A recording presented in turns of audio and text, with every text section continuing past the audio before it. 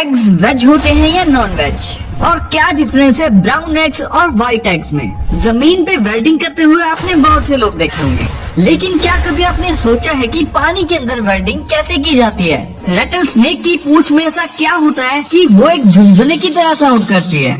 Aeroplane के engine पे ये व्हाइट निशान क्यों बना होता है, और क्या एरोप्लेन में फ्लाइट मोड रखना कंपलसरी रखा जाता है, और क्या होगा अगर हम एरोप्लेन में फ्लाइट मोड को ऑफ कर दें।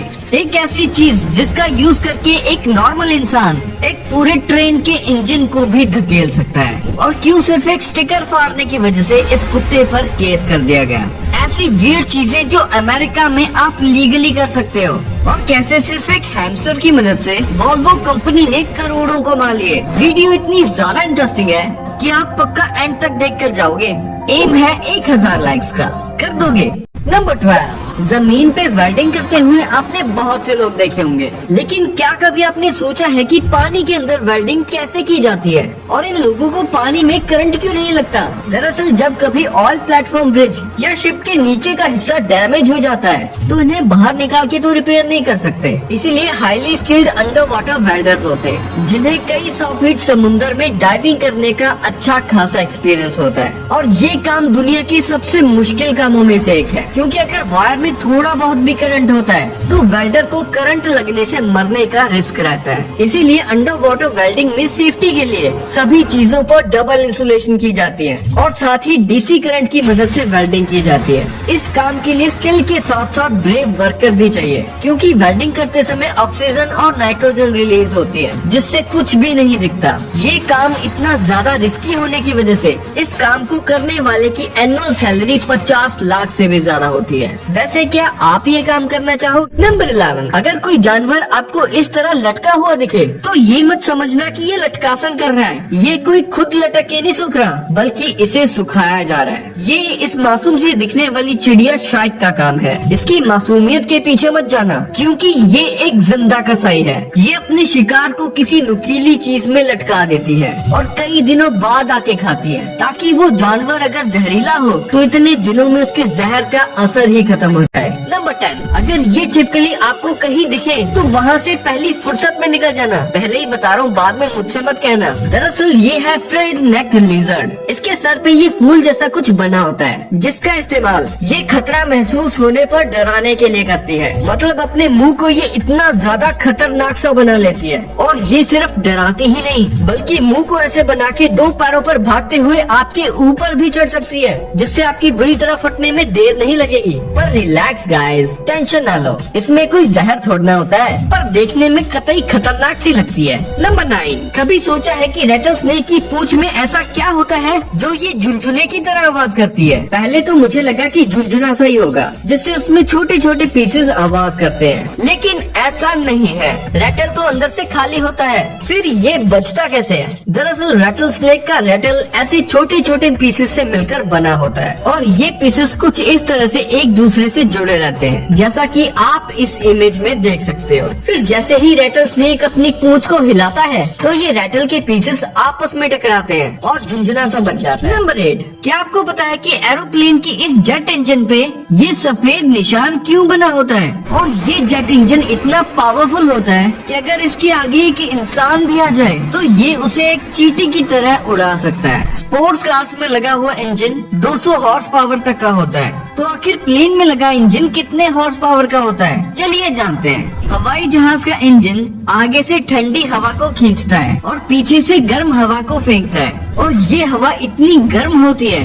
कि कोई भी अगर इसके ज्यादा पास चला जाए तो वो जल भी सकता है। और ये इंजन इतना थ्रस्ट प्रोड्यूस करता है कि अपने सामने आने वाले ट्रक को भी हवा में उड़ा सकता है। वही प्लेन में लगा एक इंजन 40 से 50 हजार हॉर्स पावर जितना पावरफुल होता है। प्लेन के इंजन पे ये निशान भी इसी वजह से लगाया जाता है, ताकि प्लेन के आसपास काम करने वाले वर्कर्स को दूर से ही पता चल जाए कि प्लेन का इंजन चल रहा है और उसके पास ना जाए, नहीं तो ये इंजन उसे अपने अंदर खींचकर उसकी चटनी बना देगा। नंबर 7, जब हम एरोप्लेन में जाते हैं तो हमें अपना फोन फ्लाइट मोड पे रखने को बोला जाता है, लेकिन क्यों, चलिए जानते हैं। फोन या टेलीकॉम रेडियो पे बात करने के लिए हम रेडियो वेव्स का इस्तेमाल करते हैं। दो अलग अलग डिवाइसेस से निकली रेडियो वेव्स एक दूसरे के सिग्नल को डिस्टर्ब कर सकती हैं। इसे इलेक्ट्रोमैग्नेटिक इंटरफेरेंस बोला जाता है और प्लेन में फोन को यूज ना करने की सबसे बड़ी वजह यही है। हमारा स्मार्टफोन जब किसी सिम कार्ड या नेटवर्क से कनेक्ट नहीं होता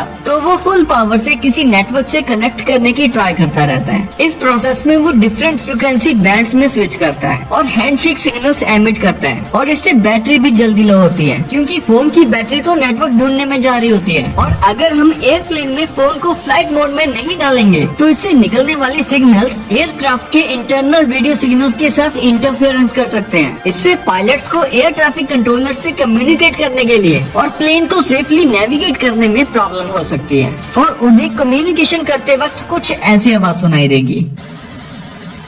वैसे अब कुछ airlines mid air wifi provide करती हैं, जो 2.4 गीगाहर्ट्ज ISM बैंड पर बेस्ड होते हैं और पायलट के रेडियो सिग्नल्स के साथ इंटरफेयर भी नहीं करते। इसीलिए अब आप एयरप्लेन मोड में भी वाईफाई और ब्लूटूथ का यूज कर सकते हो। नंबर 6, ऐसी वियर्ड चीजें जो आप अमेरिका में लीगली कर सकते हो। सबसे पहले US में आप अपने घर के बैकयार्ड में किसी भी इंसान को दफना सकते हो, जिंदा नहीं यार, ऑब्वियसली मरा होना चाहिए। हाँ, अगर वो तुम्हारा कोई दोस्त मित्र है तो बात अलग है। नेक्स्ट, USA में कैनिबलिज्म के लिए कोई भी कानून नहीं है, जिसका मतलब एक इंसान दूसरे इंसान को खा सकता है, लेकिन कम से कम मारना तो इलीगल है। नेक्स्ट, USA में बहुत कम ऐसे स्टेट्स हैं जो इसकी परमिशन नहीं देते, लेकिन ज्यादातर स्टेट्स में आप रोड पर एक्सीडेंट से मरे जानवरों को खा सकते हो। अरे यार, इस जानवर का तो ट्रक ने कीमा ही बना दिया। चलो कोई बात नहीं, कबाब बन जाएंगे इसके। नेक्स्ट, USA में एक अमेरिकन अपने पास एक ग्रेनेड लॉन्चर भी रख सकता है और अगर इससे भी मोहल्ले में दहशत नहीं फैल रही तो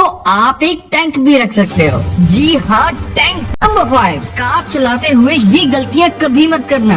कभी भी कोल्ड ड्रिंक या पानी की बोतल को सीट पर मत छोड़ना, नहीं तो ये जाकर ब्रेक के नीचे फंस सकता है। और फिर नेक्स्ट, जब भी गाड़ी स्टार्ट करो तो व्हील की पोजीशन को जरूर चेक करना, नहीं तो गाड़ी आगे जाने की बजाय साइड में चली जाएगी। कार चलाते हुए कभी भी अचानक से स्पीड कम मत करना, ना ही अचानक से ब्रेक दबाना, वरना पीछे से ठुक जाओगे। नेक्स्ट, स्टीयरिंग व्हील सही तरीके से ही पकड़ना चाहिए, कुछ इस तरीके से। अगर उंगलियां अंदर होंगी तो टूट भी सकती हैं। नेक्स्ट, जब भी लेन चेंज करो तो ध्यान रखना, अगर गाड़ी साइड पर है तो चेंज कर सकते हो, लेकिन अगर इस साइड है तो गाड़ी बहुत पास आ गई है तो लेन चेंज नहीं करनी है। नेक्स्ट, अगर गाड़ी साइड में खड़ी दिखे तो उसे हॉर्न देते हुए ही पास करना, क्या पता वो इधर आ जाए। और जब भी टर्न लो तो मिरर के भरोसे नहीं रहना है, क्योंकि इसमें ब्लाइंड स्पॉट्स होते हैं, इसीलिए पीछे देख लेना चाहिए। और हाँ, गाड़ी चलाते हुए किसी को भी अपने ब्लाइंड स्पॉट में रुकने मत देना और आप भी किसी के ब्लाइंड स्पॉट में मत रुकना। नेक्स्ट, जब भी आप यू टर्न लो तो तुरंत लेन चेंज मत करना, क्योंकि पीछे से आने वाली गाड़ियों को प्रॉब्लम हो सकती है।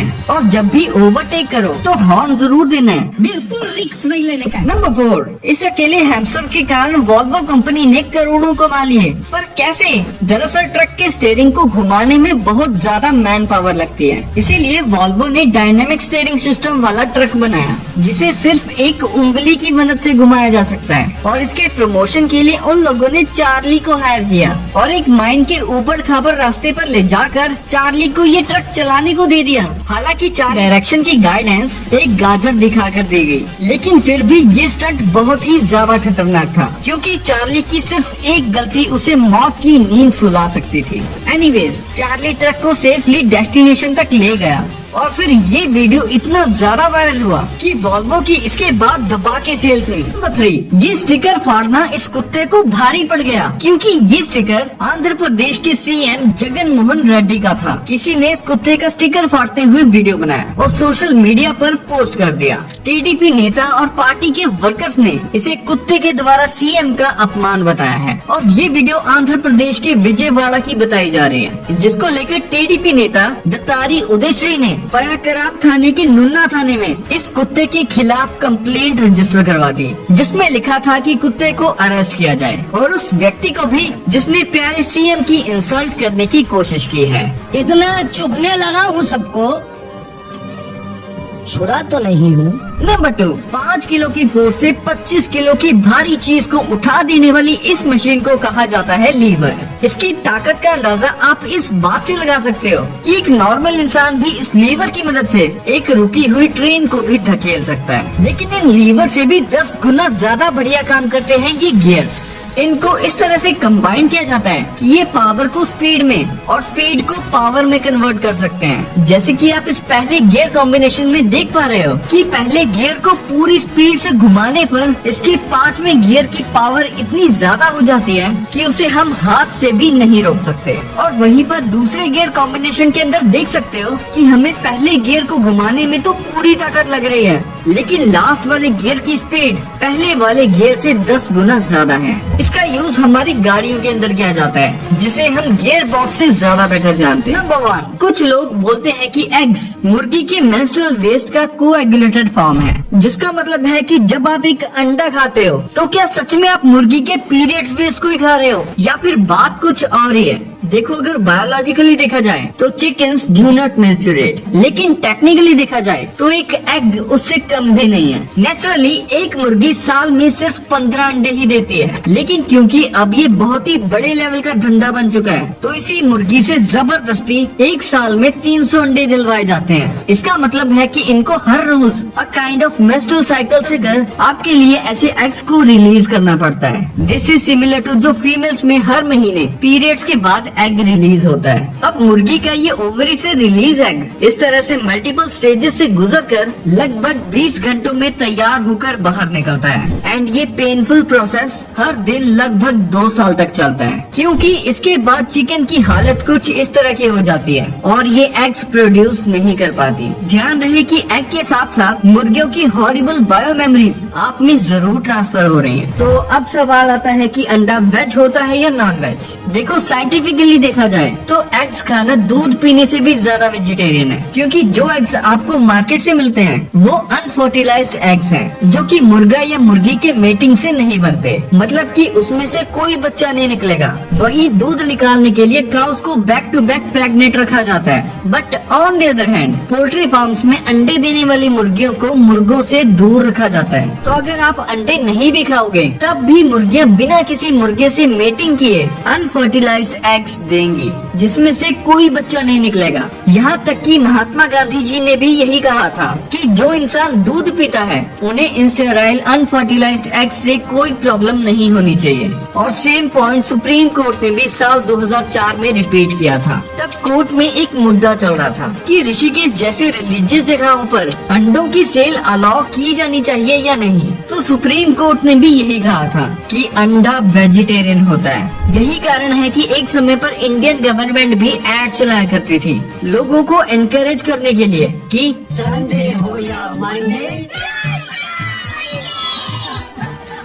काफी लोग सोचते हैं कि ब्राउन एग्स व्हाइट एग से भी ज्यादा हेल्दी होते हैं, बट व्हाइट और ब्राउन एग्स में ना ही कोई न्यूट्रिशनल डिफरेंस होता है, ना ही क्वालिटी और ना ही टेस्ट में कोई डिफरेंस होता है। एक अंडे में लगभग 6 ग्राम प्रोटीन और 75 ग्राम कैलोरीज होती हैं। ये कलर डिफरेंस सिर्फ और सिर्फ हेंस की ब्रीड की वजह से होता है। जैसे व्हाइट ईयर लूप वाली हेंस व्हाइट एग्स प्रोड्यूस करती हैं और रेड ईयर लूप्स वाली हेंस ब्राउन एग्स प्रोड्यूस करती हैं। कभी कभी हेन की डाइट, स्ट्रेस लेवल और एनवायरनमेंट से भी एग शेल पे फर्क पड़ता है। अब कुछ लोग बोलेंगे कि ब्राउन एग ज्यादा एक्सपेंसिव क्यों है। देखो, पहली बात तो हर महंगी चीज हेल्दी हो ये जरूरी नहीं है। ब्राउन एग्स एक्सपेंसिव होने का रीजन है कि जो ब्रीड ब्राउन एग्स प्रोड्यूस करती है वो बड़े साइज की होती है और ये ब्रीड बहुत कम और बड़े साइज के एग्स प्रोड्यूस करती है, इसीलिए उन्हें ज्यादा फीड चाहिए होता है और उनकी स्टोरेज फैसिलिटी भी एक्सपेंसिव पड़ती है। तो रंग में भेदभाव मत करो। वैसे आप क्या प्रेफर करते हो, व्हाइट या ब्राउन? मुझे कमेंट्स में बताना। मैं एग्स की बात कर रहा हूँ, सुधर जाओ।